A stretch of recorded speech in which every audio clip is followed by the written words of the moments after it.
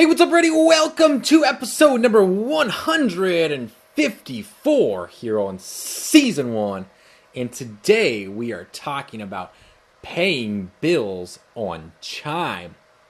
This question comes from Samira Jamal. Hopefully, whatever. I should just put a disclaimer about the whole name mispronunciation thing. But if I did, I apologize. If you continue to comment, I think I'll get it right. Just ask Ryan. Anyways, he or she asked, can we pay bills through Chime by auto pay? Which I think that's a very good question. But first, real quick shout out to Tim Pfizer. This guy is always bringing the encouragement and positivity on the channel. It's like the last 5 or 6 videos have been comments of him encouraging to keep on going and to keep on putting the work, and that he's been enjoying the channel. Anyways, just thank you for that. Looks like, I don't know, anyways. So yeah, first of all, the thing I love about Chime is the fact that the graphic user interface on Chime is super friendly, really easy to use and really simple. However, with that also comes some faults in the fact that it may be hard for you to find certain information, or actually they might not actually have the proper terminology or whatever it may be to set up an auto pay or whatever it may be. So I'm just going to kind of walk you through on how to set up an auto pay and all that kind of stuff. So let's just go ahead and look at the screen. So on here, there's going to be, you're going to click on the Move Money tab right here. So when you open it, it will open up and get started, but go down to Move Money. My routing number and account number are obviously blocked for reasons, privacy. So this would be direct deposit. This would be the numbers that you give to your employer so that they can pay you directly. But next, if you go to Bill Pay and you click on the direct debit, so this would also be the same. So you can give these numbers to them as well. These are the same numbers that you can use to pay insurance or whatever it may be. So these are the ones that you're going to give to the company so they can just pull money out of your account.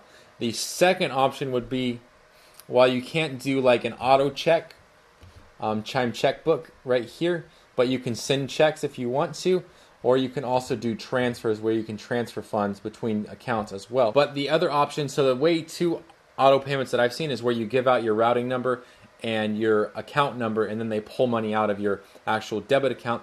The second option of auto pay would be where they keep the card on file and then they draw that off. But I think that what you might actually be talking about is, can you set up an auto payment to someone on Chime? And that, honestly, I haven't been able to see that. So basically where it would be okay, I owe this person $500 a month, so I want to just have it auto where it pays them $500 a month because of rent or whatever. It might be your friend that you need to pay or something.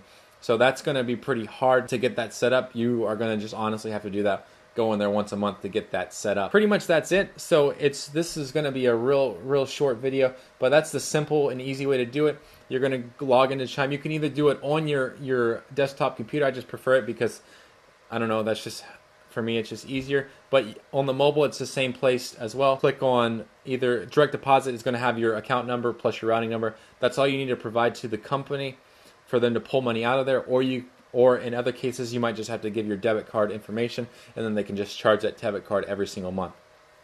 Those are basically your two options. So anyways, thanks for the question. And by the way, your other question was answered already by, I don't remember, I think it was like Heather or something like that. I could be completely wrong in what I just said. So let me just make sure that I get the names right, so that way I don't look like a complete jerk. Mother for Life, not Heather. For Life basically told you where to go to deposit your Chime accounts and provided an awesome link. And for people that do that, I see that Mother for Life, you provided your affiliate link on my Chime video, and I'm just going to go ahead and real quickly, I'll go to that video and pin it to the top, because honestly, for you to give feedback like that is awesome. I really appreciate that you took the time to answer another subscriber or a viewer's account. So hopefully that'll get you some revenue on your Chime account. Anyways, let's go ahead and dive into the question of the day, and that is, what was the worst punishment you had as a child when you were a child? And if this counts as up until you're 18, then the worst punishment I had was I had gotten in 3 different car accidents, and so my parents finally took the car away from, took me out of their insurance and said, you're no longer allowed to drive my cars. That was probably the worst punishment, because I was like a senior and trying to find rides to school and rides with friends and all that kind of stuff was like way more difficult once you have a car. But I eventually worked through it and that kind of stuff. When I was younger, I don't really remember probably being grounded. I think I was grounded for like 1 month at one time.